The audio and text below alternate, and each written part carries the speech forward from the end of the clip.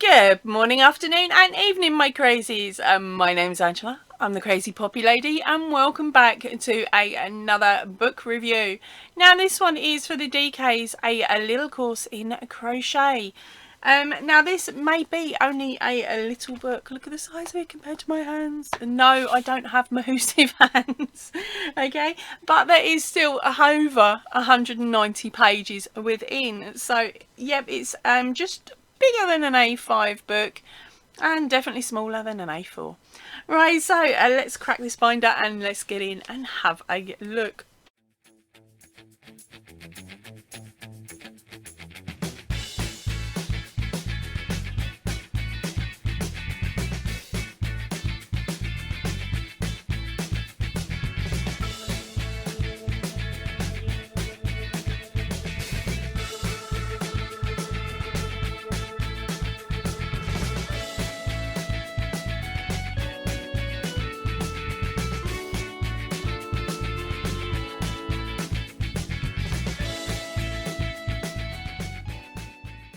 Whoa, bright pink page. Sorry, the colourings are maybe off on your screen to mine, but fingers crossed, we'll be fine. Right, so it is of course a little course in crochet. It's got some really nice close-up images there. It jumps in with some beautiful stitches down the side. We have our contents list, which is set up in 3 different sections, which is called Start Simple, Build on It, and Take It Further. So each of those comes with its own set of projects to try. Okay, and the projects are written down the bottom here, so you can quick skip, as I call it. Right, so let's start with our first page. It is Build Your Course. It talks about key topics, key techniques, patterns and the perfect project, and lots of bits and pieces there. And then we skip over, they talk about equipment on the next page. Then we have our natural fibres section. Yes, I know, I will reread this one in a bit. Double check what's wool and what's not. For any of you that don't know, I'm actually allergic to wool. But Daft Donut here with her dyslexia didn't cotton on. Merino is also wool. Comes from the same animal, just a different breed. Right, okay, so let's get back to this. They are of course talking about unusual yarns on this page, and then we've got the other items that we would need. Okay, then they discuss about buying it, and then we've got different yarn symbols down here. There are a lot more than this, but this is a good representation of each. Right, then we have our yarn weight chart coming down the side, which tells you of course what size a yarn it is and what's the recommended hook size for each country, whether it be metric, US or old UK. Right, and then we come on to a section about understanding your tension. It's not a bad one to know. Then we've got our choosing colours section. Oh, abbreviations and terms. Now this one is in UK, US, UK term, US term. And then we've got other abbreviations down the side here, so there is a lot there to pick up and learn. Right, so we've got our starting simple section now. This explains to us how to make a slip knot, how to hold your yarn and hook. Remember, holding your yarn and hook is a personal preference. Just because a book says or a YouTuber holds it one way doesn't mean you have to. As long as your yarn, your hook goes in the right hole and your yarn goes over the way it's meant to, there's no real issue. Right, so that's that section, and then the next one, it goes on about making slip stitches, making chain stitches and slip stitches, and it works its way up the basic stitches. Okay, now of course this one is in English terms, I believe. I really should check, shouldn't I? Let's have a look. Yes, it is in English terms because they jump straight to double. So I had to confuse the girl. Yeah, double instead of a single. Right, okay, so let's carry on. They've got the section on how to join new yarn, how to weave in your ends so they're unseen. And your first project out is to make a washcloth. with a basic single crochet US or double crochet UK. Right. Oh, yep. Let's keep going. The next section is joining with seams. So as you can see, I'm going to skip ahead a little bit to the next one. The next project on this one is a phone cover. Okay, we've got more and more techniques, and then a cafetiere cozy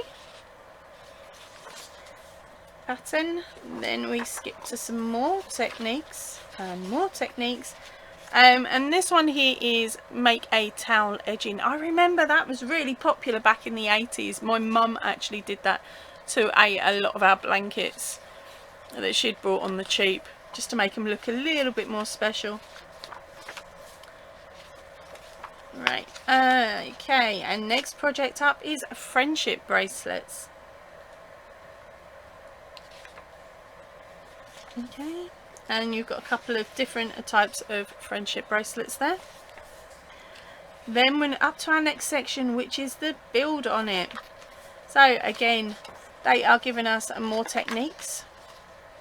The first pattern out is a set of coasters, because at this point we are working in the round if you're following the book. A cushion.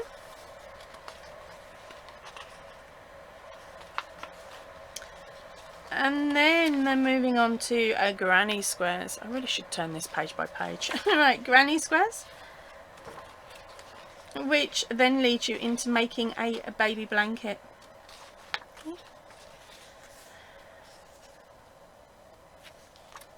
Now the next project up is making toy balls, which is a lovely idea, but you've got to be very, very careful if you're doing something like this and you wanted, say, to sell it. If you wanted to sell these would have to be tested and CE marked nowadays, because of all of the different rulings in the UK.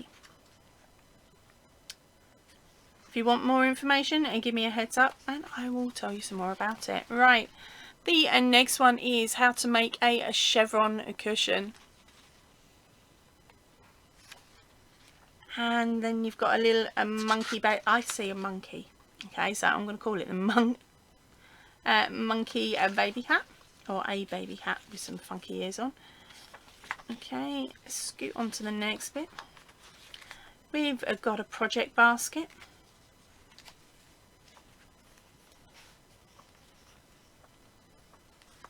A bookmark. Clutch bag. Well, there's a section here about stitch symbols and diagrams. Now remember, there may be some difference in this as to what UK to American terms are. Looking at it quickly, it looks like I've come across all of these in the Stitch Council library, so hopefully they'll be the same. There may just be a tiny little bit there of a variation on the name, but other than that it'll be the same. So we've got some basic stitch works here.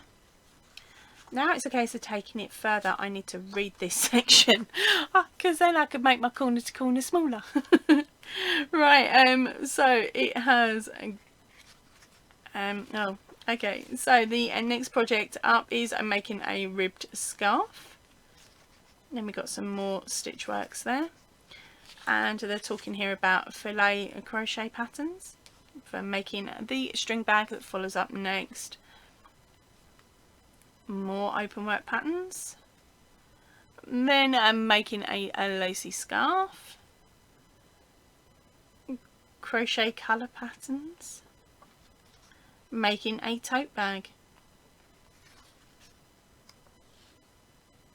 Okay. Then we've got some more colourwork stitch patterns. Some granny motifs. Some floral motifs. Making a patchwork blanket. Then we've got edging, different styles of edging there. Working step decreases and increases at the end of rows, and then we've got making a basic baby cardigan and the information on how to do that, and making a teddy bear. Wow, that is really, really basic. No, I wouldn't make that one. I think I'm a little bit more advanced now. I thought my first rabbit was bad. Crikey. Right, but it's all about the techniques for this book rather than the pattern itself. Right, next one up is the baby shoes. And that is it. We are now on to our index pages.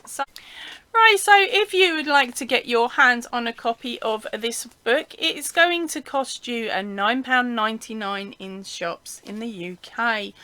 I will have a nose around, see if I can find any links to this book anywhere else. I think my first go will probably be the Works, because they normally are cheaper on books. But fingers crossed we can find it. Now, if you are in another country, not the UK, you're going to have to search a little bit deeper, I'm sorry to say, as the pricing on the back does not state if it's available in the US, Canada, Australia or anywhere else. So before you go, make sure that you check that description box down there to see if I've managed to find any stockists of this book in your country. And again, if you are lucky enough to have got your hands on this and you're outside of the UK, please put the information in the comment section, and that way I can share it with everybody else in the description section. Thank you ever so much for watching today. I will see you all really soon, so if you can, please stay in and definitely stay safe. Ta-ra for now, everybody.